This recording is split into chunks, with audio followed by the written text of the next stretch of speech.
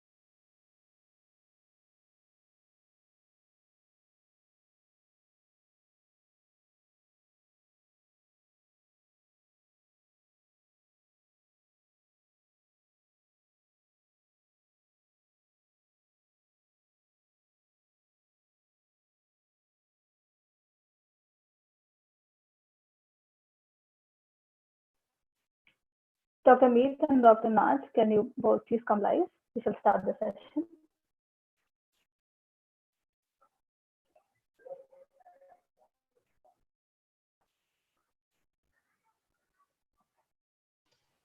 Hi, Sreshta, how are you?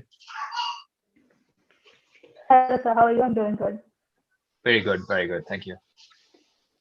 Yeah. Hello, So, hello, guys. everyone. Hi, sir.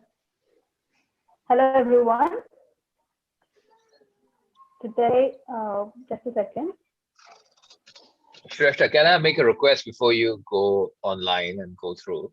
Are you able to make me a host of the meeting? Because I want to share a few slides later on, so it'll be easier for me to do it from the phone. Okay, sir. If it's possible. If not, then I can WhatsApp you the slides or email you the slides and you can run it from your computer. I made you the co-host, sir. Okay, cool. You Excellent. can share, I guess. Perfect. Thank you.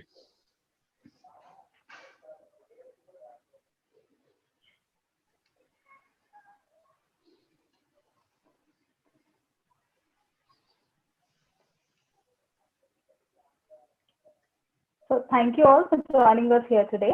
I am Sreshta, the college head of Kamalini Institute of Medical Sciences, Telangana. So today we have gathered here to learn about AMC and how to secure a residency position in Australia. We have two esteemed speakers with us. Uh, Dr. Naz Sumro has graduated in 2010 from Dow Medical University, Pakistan. And he moved to Australia and did his master's in public health and PhD in the discipline of exercise, um, health and performance at the University of Sydney. And he passed his AMC in 2017 and is currently working as a resident medical officer in orthopedics at Western Australian Public Hospital. Sir also has a YouTube channel called Outback Doctor Australia, where he posts a lot of information about AMC. And he also runs a mentoring service with the same name to coach international medical graduates to secure a job in Australia. And Dr. Meet Dave has graduated from ONMU, Ukraine in 2015 and has given his AMC 1 in 2018 and passed it. He's currently working in Australia since October 2020. So let's start with the session. Dr. Meet, you can go ahead with your slides. Sure. So before I start, I'm just going to share my screen so everyone can. Okay. Sreshta, can you please let me share my screen so that I can present those slides? Yes. Can you present it now, sir? Yeah, sure. Okay. Okay. Everyone can see it? Yes, we can. Okay, so before I begin, I want to introduce myself. So in 2015, according to Sreshta said, I passed from ONMU, which is in Ukraine, and then went back to India and gave my MCI, which was the exam requiring to work in India. I did my internship over there and did 2 years as a medical officer. I had so many queries when I moved to Australia, and it took me a couple of months to solve those queries. So before I go ahead and jump into pathways, I would like to just make sure that everyone knows different terminology which are being used in India and in Australia. So in India, what happens is once you pass your med school, you go to your internship, and after that, whether or not you decided to go for medical officer that's in private hospital or in government hospital, but you sit for the NEET and go to residency or post graduation, and then either you become senior resident or consultant. In Australia, it's a bit different. After passing the med school, you go to internship, and then you become resident medical officer, which is usually 2 to 3 years, depending on the specialty you want to go in. And like after working as a resident medical officer for 2 to 3 years, you either can step up as a registrar, which is either a service registrar or a trainee registrar, depending on the job you are getting. And after passing those trainee years, you become the advanced trainee in any specialty you have selected. And after those advanced trainee years, you become the consultant. It it's like extremely long procedure. I won't say extremely long, but for the international doctors, it's a long procedure to become a consultant if you compare it to India. In India, it usually takes, if you are lucky enough, 5 to 6 years to become a consultant, where in Australia, it takes 7 years to finish your traineeship. So let's go ahead and look into the pathways. So there are three pathways through which we can come to Australia and practice. So a standard pathway, which applies to almost 90% of the students, a specialist pathway, which is only for the consultants or whoever has passed their traineeship. And there's also a pathway named competent authority pathway, which is applicable to 5 these countries: US, Canada, UK, Ireland, and New Zealand. So we can completely cross it off if we are sitting in India or other countries, as Sreshta said. So two pathways that those are applicable to us. And well, almost anyone can go through the standard pathway. Even if you are a consultant, you can go through the standard pathway. It will be a long procedure for you if you are a consultant.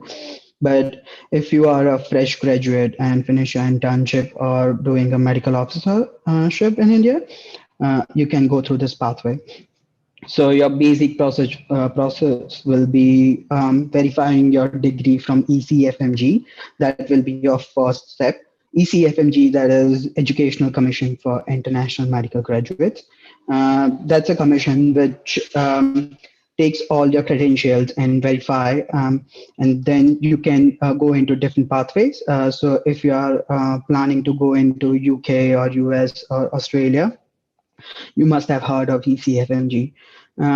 So there is a part of ECFMG which is called EPIC. It is Electronic Portfolio for International Credentials, through which you can verify your documents, and I will go through the details, but let's see the overview of it first. So first, after verifying your documents, you can open up your AMC portfolio, and once you have sorted that out, you can apply for AMC MCQ CAT. That is step one for the AMC exams, which is an MCQ exam. And after that, according to me, you should sit for the English language exam and pass the English language exam with the scoring which is required. And then you should start doing your job search in Australia. And simultaneously, you should prepare for AMC clinical exam. And once you have get the job, you can apply for the APRA registration. So that's the outline for the standard pathway. Let's go with the ECFMG. So for the prices and just for the clarification, how much does it cost overall? ECFMG charges 130 US dollars just to establish the account. And that $130 includes the ID notarization, which is online. They usually take your passports, usually takes your passport and video call you and notarizes you. Uh, they charge 100 US dollars per document, and it is usually just one document, which is your degree. So to sit for AMC MCQ exam, you need your degree or diploma with you.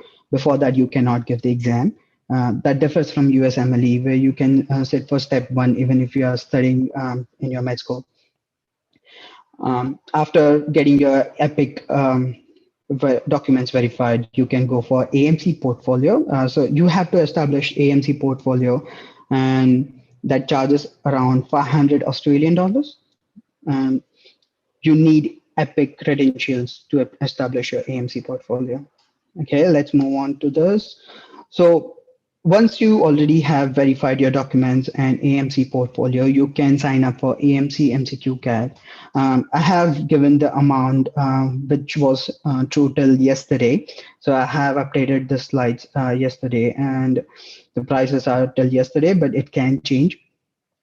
So AMC MCQ CAT is a computer-based exam. So you don't have to come to Australia for the exam. You can give it from India or anywhere else. There are multiple centers available in India. The exam is 3.5 hours, and there are 150 questions in the exam. And out of those 150, there are 30 questions which are pilot questions. So pilot questions means those questions are not marked. So you have to get those 120 questions. Out of that, you have to at least get 80 questions right to pass, but you don't know that which questions are pilot questions. So you have to finish 150 questions in 3.5 hours. When I was giving the exam, it was mark based. So it was 250 out of 500, but now they only give pass or fail result. To prepare the exam, to prepare for the exam, you at least need 3 months, a proper time of 3 months to prepare. And materials which are used were handbook of AMC MCQ. The other one is question banks, which is I highly recommend Amedex. They have all the recalls with them. They charge around 80 US dollars for 1 month of subscription. There's also Canada Q Bank. These two are mostly trusted websites for the question banks. There's also Amedex Facebook group where people put down the questions which they had in the exam. But to join the group, you need AMC candidate number. The passing ratio is up to 60%. But as far as I have seen, it's fairly easy exam. I won't say very easy exam, but it's fairly easy exam. And if you have studied for 3 months properly, and if you are lucky enough, you will get lots of recalls in the exam. You can pass it easily. That's the blueprint on the screen for those of you who want to see which category comes in which percentage. I'm gonna go forward in just a second. If you have any questions in between, you can pop the questions in the chat and Sreshta will ask the question. Okay, let's move forward. So after passing the AMC MCQ, I suggest that you should sit for English language exam. So once you have your AMC MCQ and English language, you can apply for the jobs. Um, well, Naj will tell you about how to apply and which position suits better. But I would say that go for English language exam after passing AMC MCQ. There are four exams which are available and which are accepted. IELTS, which is minimum 7 band in each module. PT academics, which is 65 out of 90 in each module. OET, that is only for doctors and nurses, which requires B grade in all modules. And there is TOEFL as well, which is a bit difficult, but yeah, if you want to see that these are the minimum score which are required to pass the exam. Okay, let's move on. So once you have your AMC, MCQ, and English test, you can apply for the jobs. And if you get the job, you can get your APRA registration done. But there are three types of registration. So before I go and tell you about the clinical exam, I would like to tell you about this APRA registration. So if you have passed your AMC, MCQ, and English only, you are eligible for the limited registration. On this limited registration, you can work in Australia for 3 years. And after that, either you go through workplace-based assessment or you sit for the AMC clinical exam. If um, if by the time you get your job, you already have given your clinical exam, you are eligible for the provisional registration. So uh, once you have limited registration or the provisional registration, you have to go through for three main terms which are required to get the general registration here. These three terms are general surgery, general medicine, and ED. So you will have to spend 10 weeks in Gen Surg, 10 weeks in Gen Med, and 12 weeks in ED to get your general registration done. And finally, about AMC clinical exam. So, well, this exam requires very effective communication skills and a good clinical knowledge. Uh, Currently, the exams are on hold. Before that, it was a scenario where you have to give the exam in Melbourne only.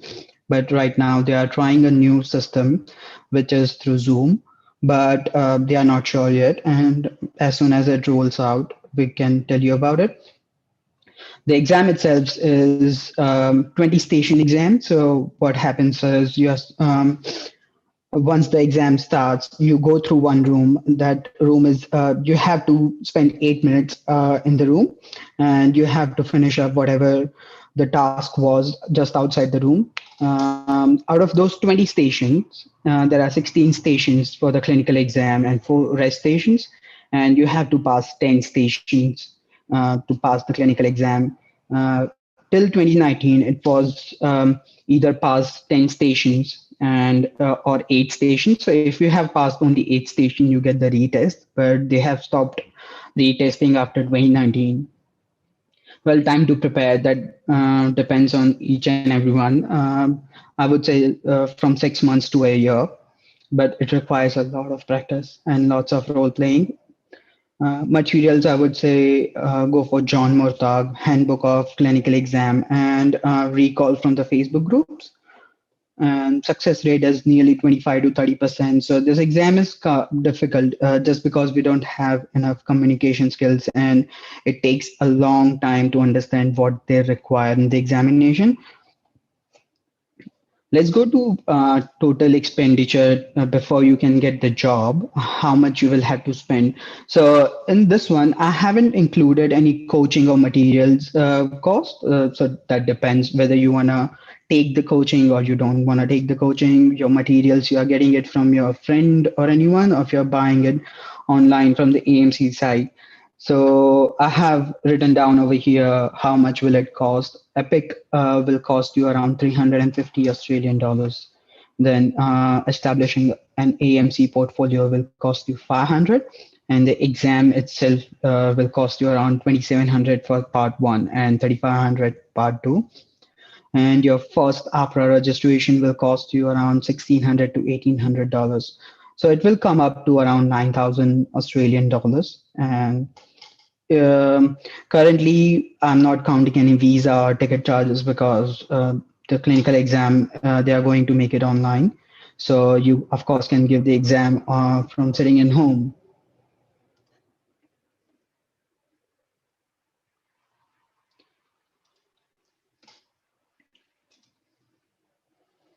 Okay, so that's it for my slides. Any questions for me?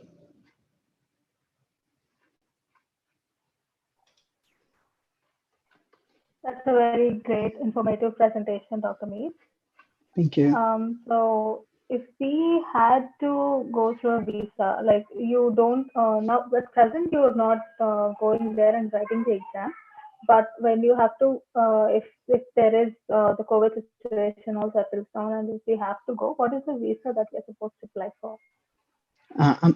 So the visa usually it is a tourist visa. So once you book the exam, you will get a letter from the AMC authorities, and with that letter you can apply for the visa.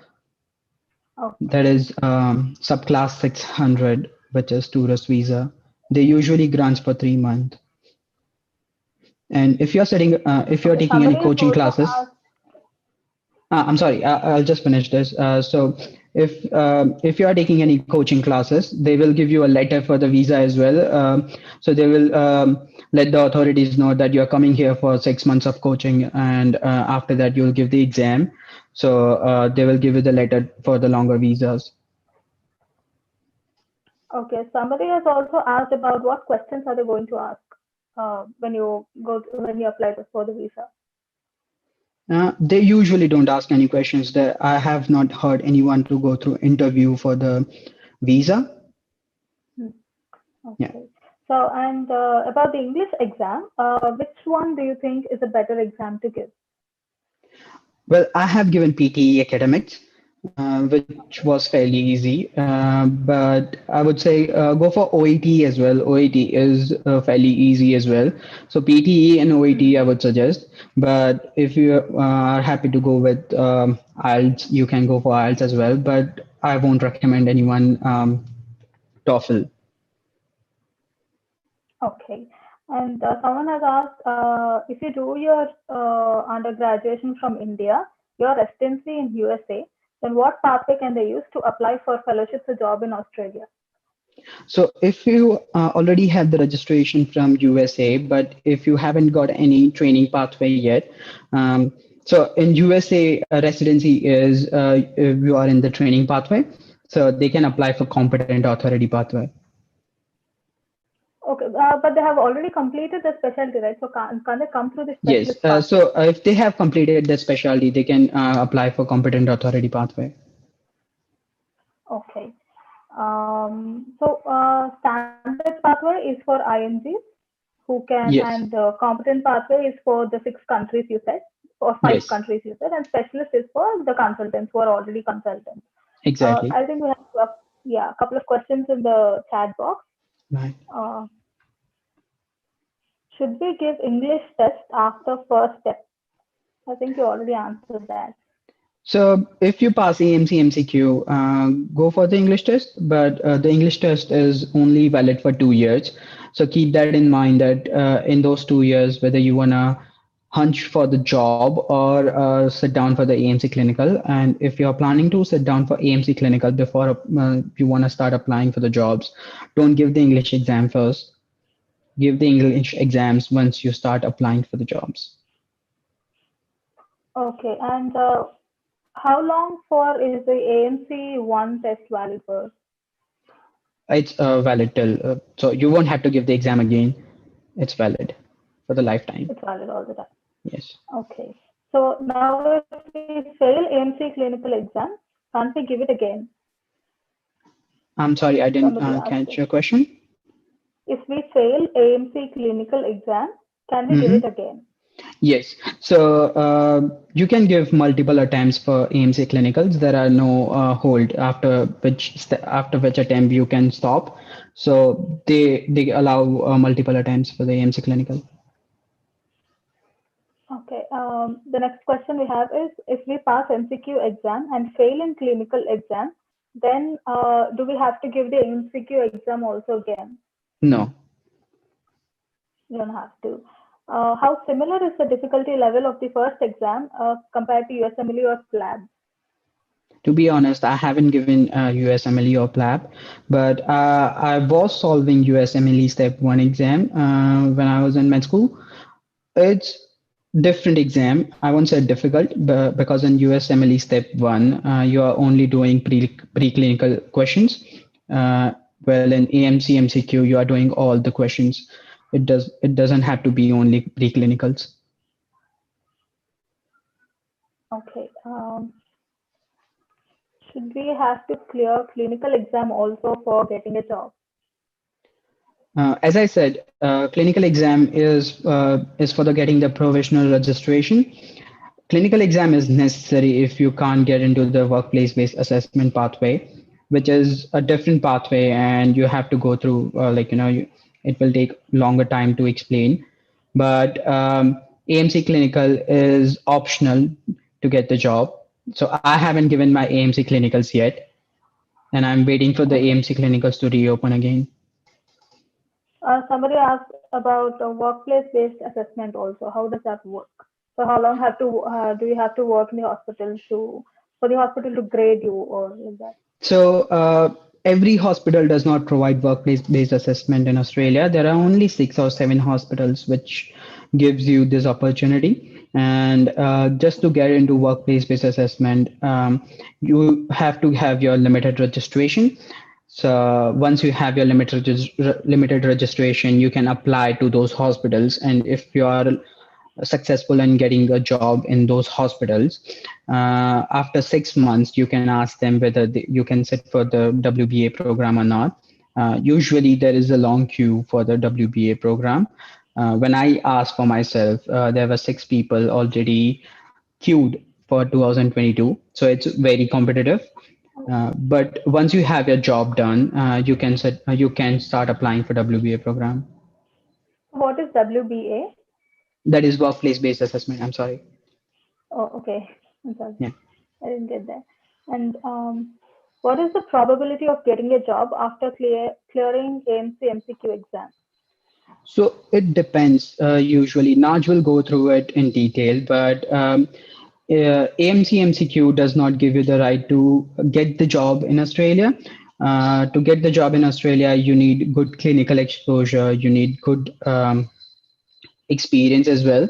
So I worked in India for 2 years, and it took me around 18 months to get the job. So it requires good interview skills. It requires a good communication, and it requires a lot of efforts to get the job. Yeah. Okay. So AMC MCQ is not the only way. It's not the only sign off you have to do to get the job in Australia. Okay. Then we have okay. So somebody has asked if I pass USMLE step 1 and step 2, after that, can I come to Australia by competent pathway without No, doing residence? No, you can't. no. So But for PLAB, you can do that, right? you need to have a college degree from the countries I mentioned. So either undergraduate or postgraduate degree from any countries which I mentioned. So if you have finished your residency in US or UK, you can come to Australia and competent authority pathway. But if you have only passed those exams, no, you can't come under competent authority pathway. Can they come under the standard pathway? Is I Yes, think the the same standard for pathway everyone. is open for And everyone. what about labs? Lab 1 and 2. If you have passed lab 1 and 2, can you Shrestha, come to I'm the gonna like? cover that bit of it. So maybe you leave these questions to the end because my part of the presentation covers that, so it'll be a bit repetitive. Okay, so all the questions in the chat box you're going to cover. Yeah, I can cover that at the end because The some of rest of them the questions in the. I will cover it in my presentation anyway. Okay, so all right. All right, sure. So I'll see if I'm using my phone as my primary device. So I'll see how if I can upload the presentation. Otherwise, I've emailed you, so you may be able to upload it for me and run it through.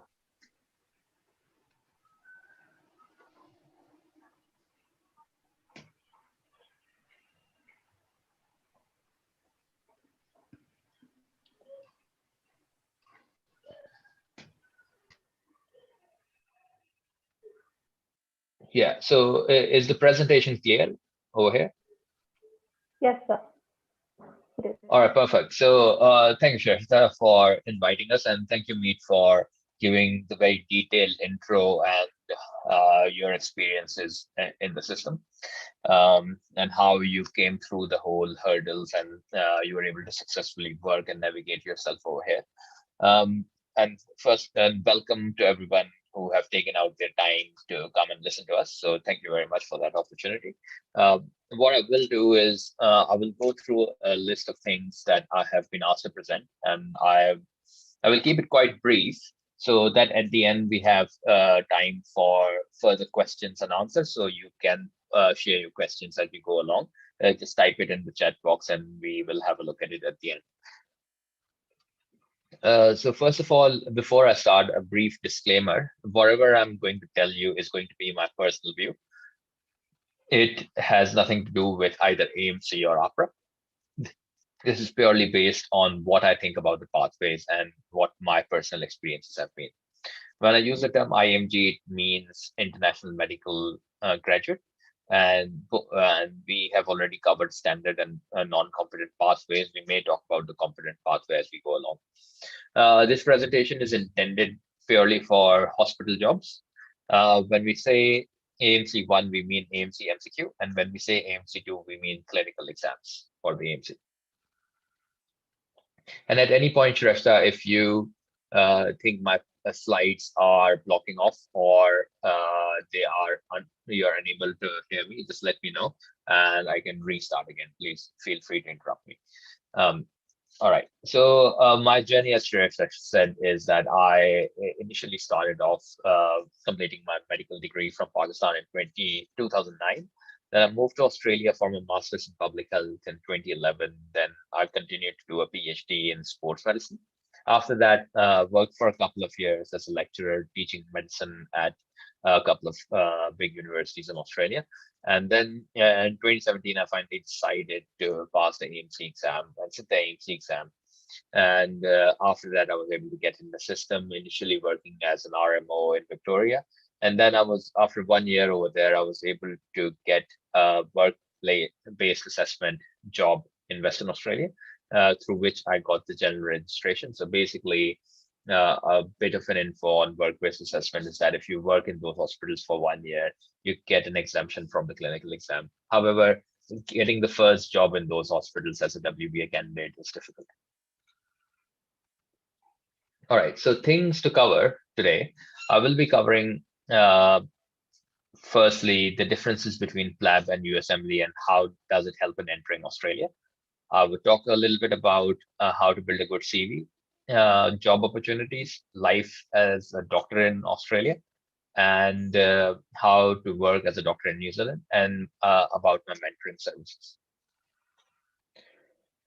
So first of all, we should understand that there are 3 different pathways. And these pathways are, as described by Dr. Mead, they were a standard pathway, which is also in other words, in layman words, called the non-competent pathway. then we have the competent pathway, and then we have the specialist pathway. So most people coming from India, Pakistan, Southeast Asia come through the standard pathway or non-competent pathway, for which you have to write the AMC1 exam, and then either you try to get a job in a WBA hospital and work for a certain amount of time to get full registration, or you do the clinical exam at some point and get your general registration. Because without the general registration, you can't uh, do independent practice or can't get into specialist training. So the question was, is PLAB and USMLE a good idea? And whether PLAB and USMLE help you to get into Australia? So the answer to that is a bit of a yes and a no. PLAB, if you do both PLAB 1 and 2, you have to work in the UK for 1 year, at least a minimum, right? Whether it's any position, it doesn't really need to be a training position.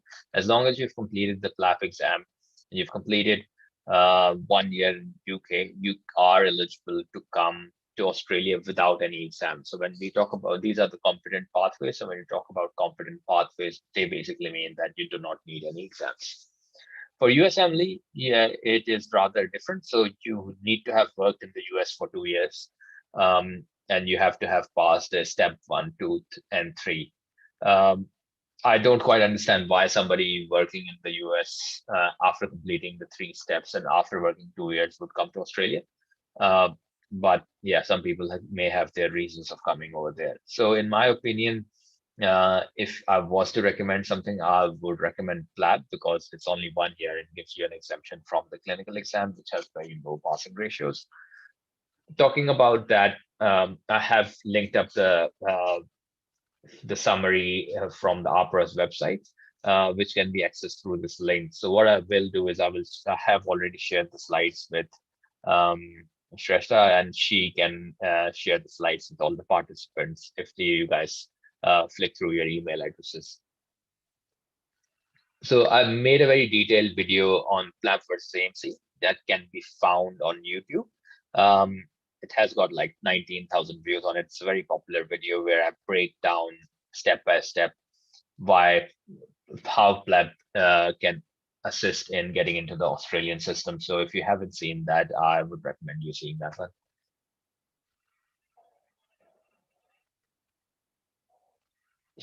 So the important bit about Australian jobs is that there are quite a few cogs in the Australian pathway, and it's important that we understand the whole system and we are aware of what is required from us.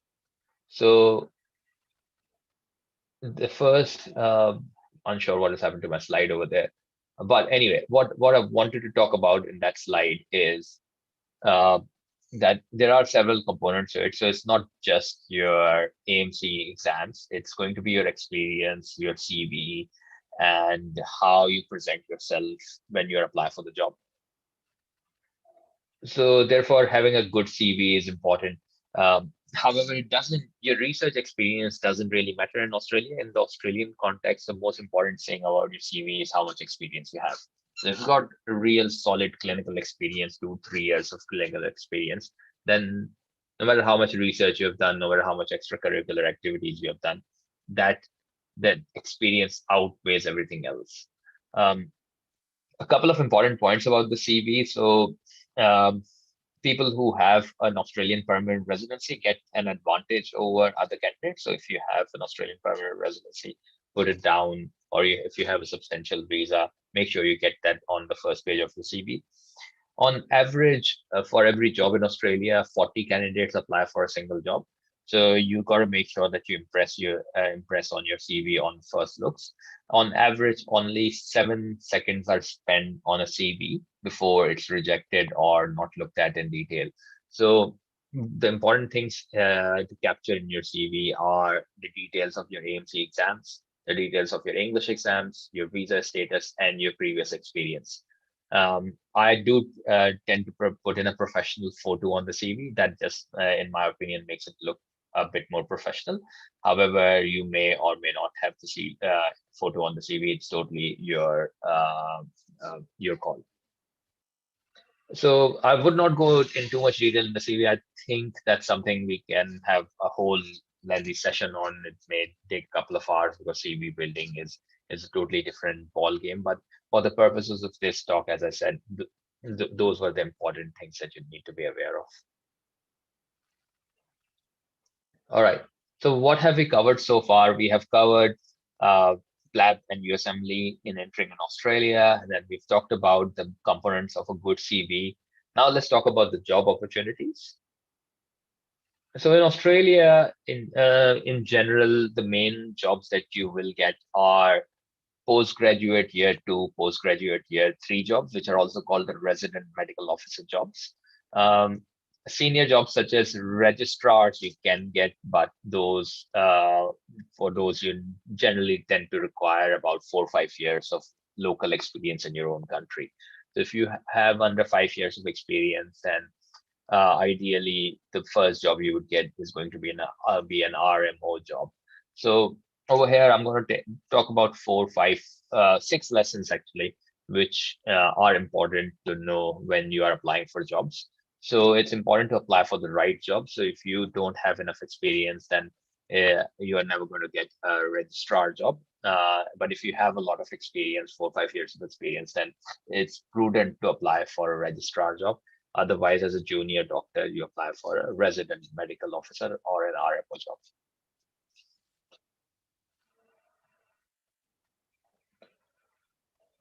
Lesson number two. I'm not sure why it's writing as lesson one, but that's fine. So lesson number two, or a continuation of lesson one, is knowing your terminology. So in Australia, there are different terminologies for different jobs. So as I explained, you need to know what is the best way of applying for jobs and which jobs you're eligible to apply. So if the job says that eligible for limited or provisional registration, and the job says PGY2 or postgraduate year 3 jobs, those would be the most easier jobs to get. The next lesson is that you do not need to pass AMC2 to work in Australia. So a lot of people go and fall in the trap of passing the AMC2 exam before applying for jobs. But when you apply for jobs, you actually don't need AMC2. So if you do AMC1, you're eligible to apply and work in Australia under limited registration. And normally the board allows you up to 3 years of extension of limited registration till you complete your AMC2. So you can possibly work in Australia for another 3 years without doing the AMC2 or the clinical exam. Lesson 3 is recency of practice. So again, a lot of people, whilst they are doing the exam, they stop working as a doctor. As soon as you have got a gap of more than 12 months working as a doctor, then it is considered that you are not, you do not have recency of practice, and that is a biggest hurdle in getting jobs. So if a candidate has recent experience and only passed AMC1, and compared with the next candidate who has passed both the AMC 1 and 2, but does not have recent experience, then candidate 1 will get the priority in terms of getting the job. So lesson 4 is to make sure that you apply for the applications at the right time. So start of the year and end of the year are good times to apply in Australia. You need to have good references. If you have referees who are professors or head of departments and can respond back, then that's really good. If you can apply for observerships in Australia. If you have an Australian visa and you're residing over here or have opportunity to come over here, make sure you try to apply for observership programs. Very difficult to get, but if you keep trying, you may get lucky. Emergency medicine, or ED, emergency department as they call it in Australia, have the most number of jobs. So if you gain relevant experience in ED, then your application chances are very, very high. And as I said, start of the year and end of the year are really good time points to apply for jobs. Lesson 5 is doing legwork. So what I mean by that is that to get a job in Australia, it is quite competitive. So you need to put in some extra effort, which basically means emailing the hospitals, calling the hospitals, um, trying to find out people who understand the system, trying to find out people who can help you get introduced to the hospital, trying to find people who are able to make you understand where opportunities are abundant and what way you need to communicate, putting in a lot of effort on your CV, cover letter, selection criteria, and these sort of things will help you get into the market a little bit easily. And again, lesson 6 is who to contact. So when you are after a job, you need to make sure you contact the medical workforce manager, the emergency department director, the director of medical services, send them emails, contact them repeatedly, and then when the opportunity arises, you're at the right place at the right time.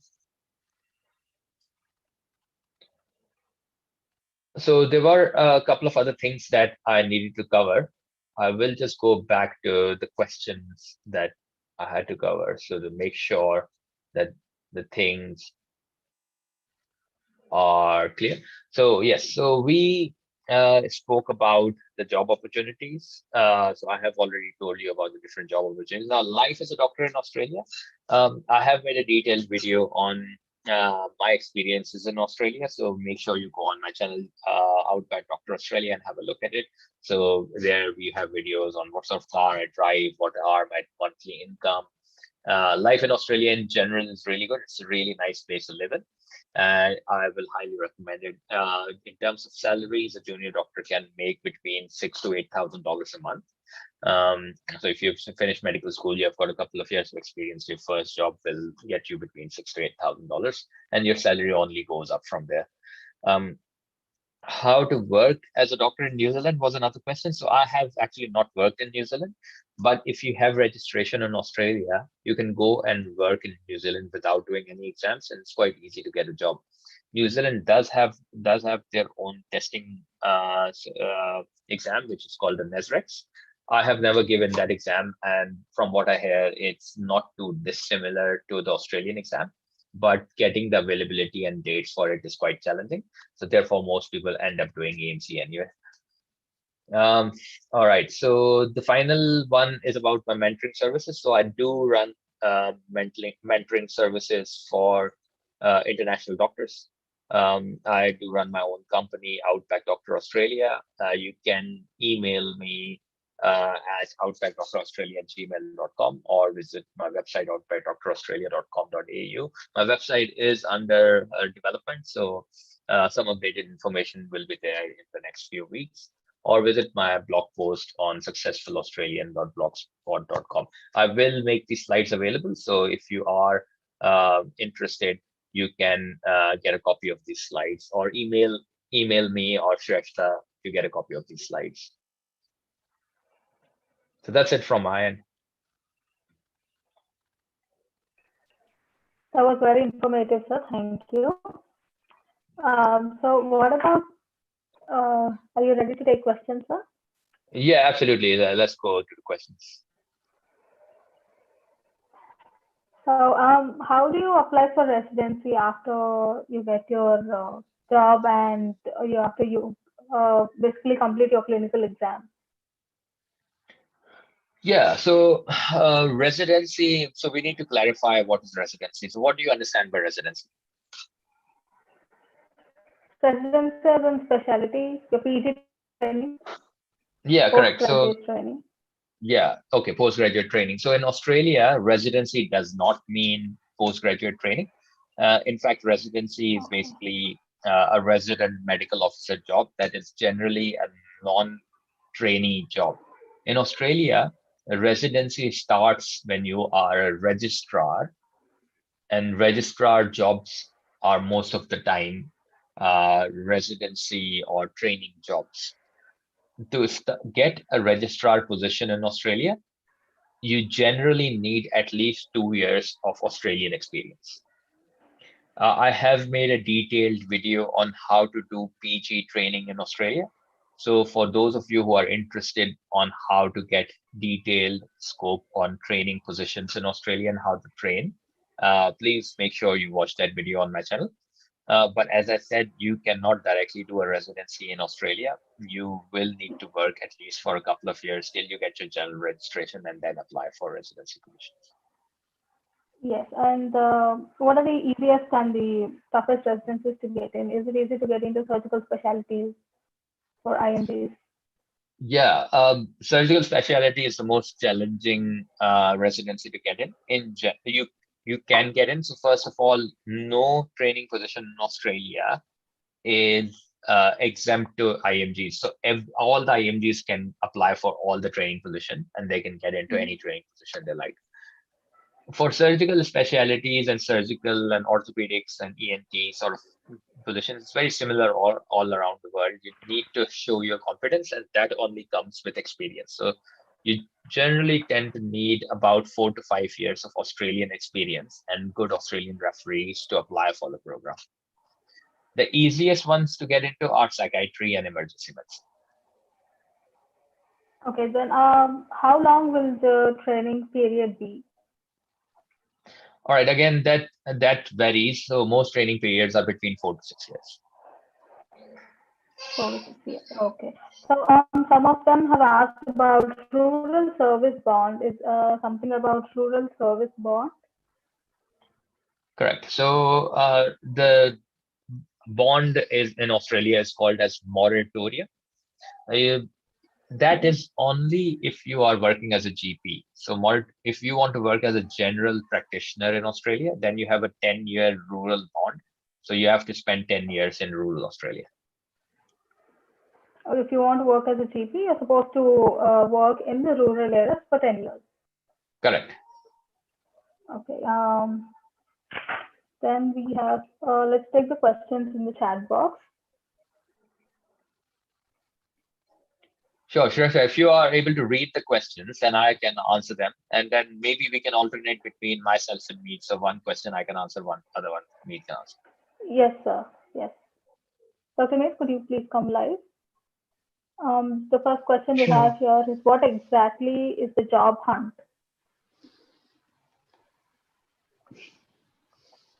So job hunt, I'll tell you about it because I'm very new to it.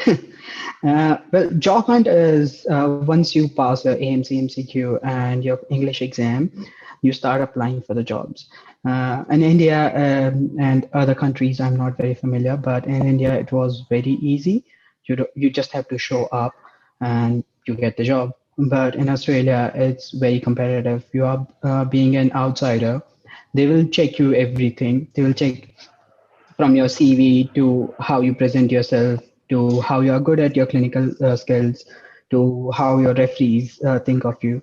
So everything combined, it's called job hunt. And just to show up yourself and just to get an interview, you have to keep calling them and you have to keep emailing them, going to the hospital again and again. As Dr. Nath said, you have to give the legwork. It's nearly impossible to just sit at home, apply for the job online, and get the job. You have to make efforts about it. So that is job hunt. So getting a job is also a job. Okay. So the next question, Dr. Naz, you told us about the clinical experience in Australia is very important. And you also mentioned if you can do any clerkships or electives in Australia, that would be good. So how do you go about it? How to apply for clerkships in Australia? Yeah, it's a bit of a challenge in Australia. So very few hospitals give clerkships, or in Australia, it's actually known as observerships. Um, yeah, it's a bit of a challenge. The only way to figure it out is basically individually emailing hospitals and individually emailing directors of clinical training and directors of their departments to ask for observership. The problem with the observership is that A, it's unpaid. B, you need to know someone to get it. So if you know someone in the hospital, it's easiest way of approaching the directors like that. So that's the number one. There are a few hospitals that do give paid observership. So I know that a few hospitals in Melbourne, such as Western Health and Northern Health, they offer it. And a few hospitals in Tasmania, like the Royal Prince Alfred Royal Hobart Hospital, they offer it as well, but again, it varies every year. Some hospitals will offer it, some hospitals won't. So it's a bit difficult. But what is in your control is that you can always get more experience in your own country. So I always recommend at least get about 2 years of experience before coming to Australia. Okay, so if we do get a observership in Australia, does it have to be in the specialty that we are interested in? It does help to have an observership in an area where you're interested in, because then that will increase the chances of getting a job in that area. But it's not necessary. Okay. Then we have, how long does it take to get a residency position via AMC from the day of giving AMC 1? It depends. Yeah, as Naj said, it's not only your AMC examination which gives you the job. So it works as a cogwheel, as Naj said. You need your experience in lots of other things and lots of work and lots of pleasing of other people just to get the job. So how good you are at doing those things, it depends on that. And just to add to that, I Okay. have, as I referred, I've already got a detailed video on how to get PG training in Australia. So please refer to that one on YouTube on my channel, and that will elaborate on what Peter said. Yes, and the next question is, I took TOEFL in school and got a qualifying score. So what I want to ask is, do I need to take it again? So basically asking, what's the validity of TOEFL exam? I don't think TOEFL is accepted in How Australia. many years? What do you think, Meet? Well, I read about it, but I have never met anyone who has given TOEFL, so I'm not very familiar with it. But as far as I know, all the English language exam has the expiry date, and those are only like 2 years. Yeah. So we also have a question about which one to take. Dr. Meet has already answered that. I think you said OET and PTE, right, sir? Yes. Which English exam is easier? Okay. And if you Yeah, I've have got the a next question, video. if I've got a video on my channel describing the three exams: OET versus PTE versus IELTS. So if you are confused, make sure you watch that video. It'll clarify everything. yes, okay. The next question we have is, if we have limited registration and we apply for workplace-based assessment, is it simpler than AMC clinical and a better option? I probably will answer this one. Yes and no. Yes, in a way that you just have to do your job for 1 year. You have to do a few assessments, and you should be done. So it's easier in that way, but it's lengthier. It's lengthier because you have to work in that hospital for 1 year.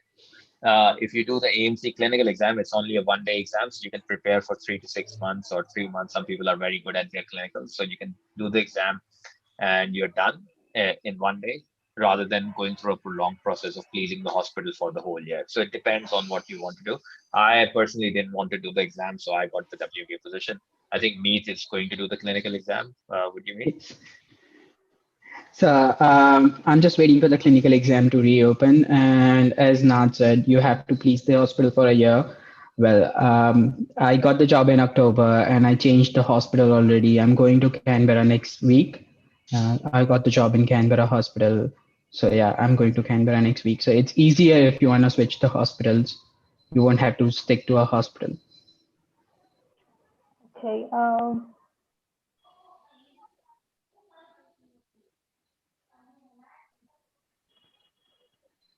So we have a question, another question. I've cleared AMC clinical and applied for jobs in Australia. I can't get it with some click and all practice years in India. I have to work in India for a few years before I can land a job. Okay. Basically, the question says, should I work in India for a few years before I can land a job in Australia?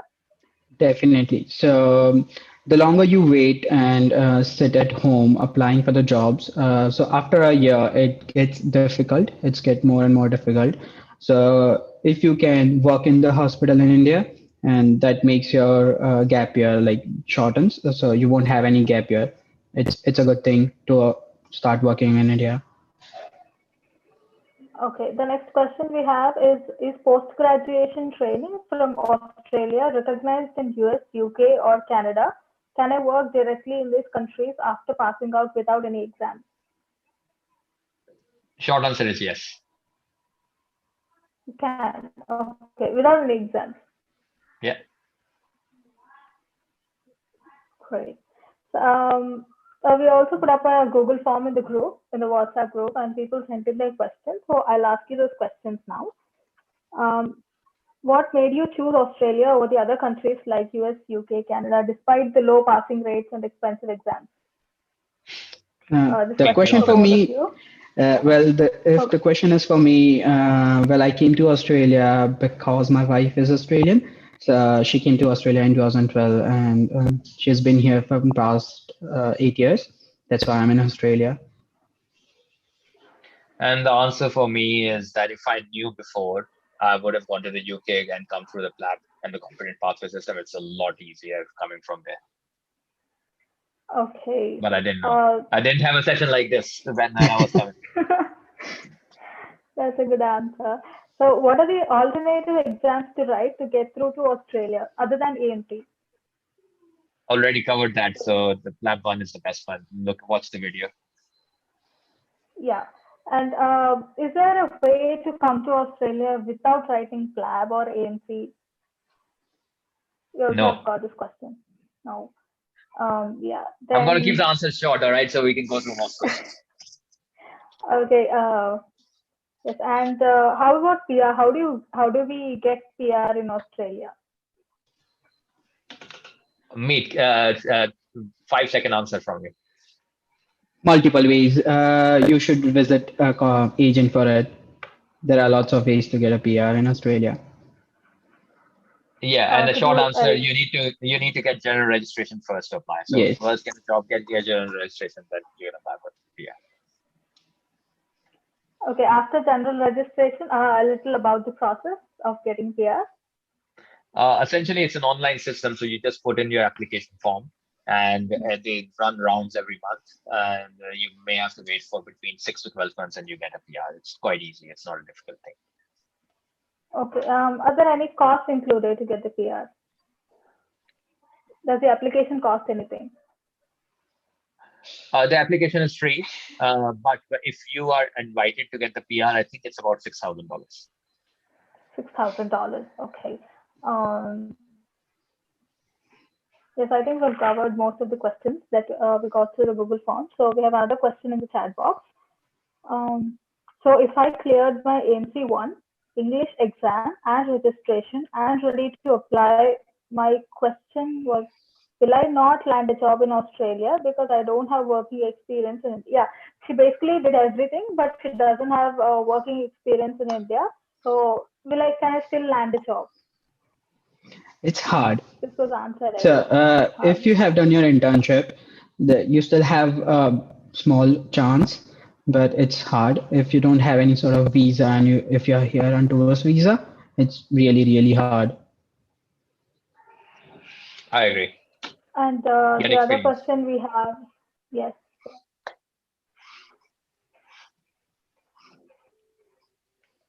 Okay, the other question we had was, do I need to do internship in Australia again after doing internship in India?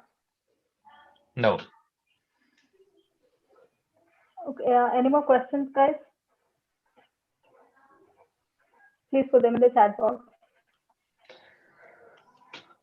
So sure, if there are no questions, then we'll make a move. But please share my email address with the guys, and I'm happy to field any more questions on the email. Yes, I'm just sharing it. Now we'll just take. I think we'll take last 3 questions, and then we will call it. Yeah, exactly. How does that sound? Yeah, that's good. Yeah. Yes, we have a few more questions. So make it last 3, all right? This is, yes. Does short internships during med school help? Wait. What's a short internship actually? You either do a full 1 year internship. So I guess those are your rotations and it doesn't count as far as you have finished your med school. Okay.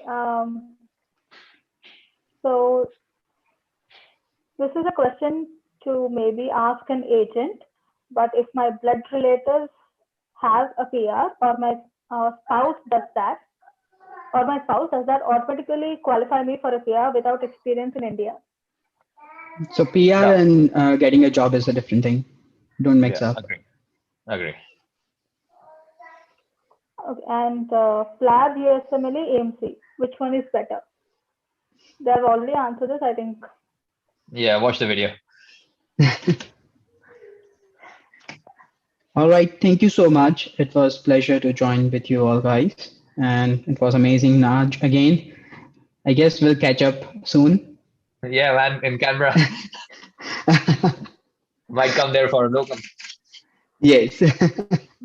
Oh, Yes. Sreshta, So, thank you for inviting us. yeah, thank you very much for agreeing to do this session. So it was very helpful, and I guess all our participants also learned a lot today about AMC.